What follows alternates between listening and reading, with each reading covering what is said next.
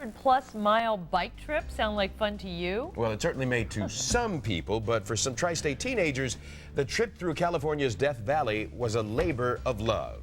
They are this week's hometown heroes, and you will get to meet them next. More than 100 miles on a bicycle through the desert heat of California's Death Valley. That's no joyride. Not in the least, but two Seven Hills Middle School 8th graders took on that physical challenge recently, riding for friends and relatives who have diabetes. Brian Patrick has the story of this week's hometown heroes. I mean, you could see the end for the last 5 miles, and you just got to push yourself. And there was a headwind that we hit on the way back, so it was probably the hardest 5 miles I've ever biked.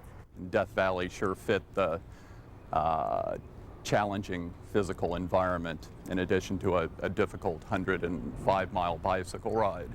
It deserves its name. It's a very stark, barren place. It's not flat. You would think it's flat. It's mountainous, and it takes the hardiest of the hardy to ride 100 miles on that. It got into the low 90s this year, which was a definite concern with hydration. It's already such a dry climate. Well, I'm kind of disappointed because I couldn't finish, but I'm still glad because I could raise money for juvenile diabetes.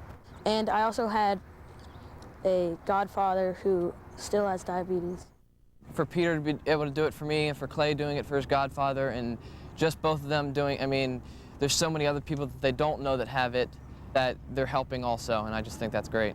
They're both 14 years old. We had riders from 14 all the way up to 72 this year, and I think it's great that they're willing to help out their friend and raise a lot of money towards research.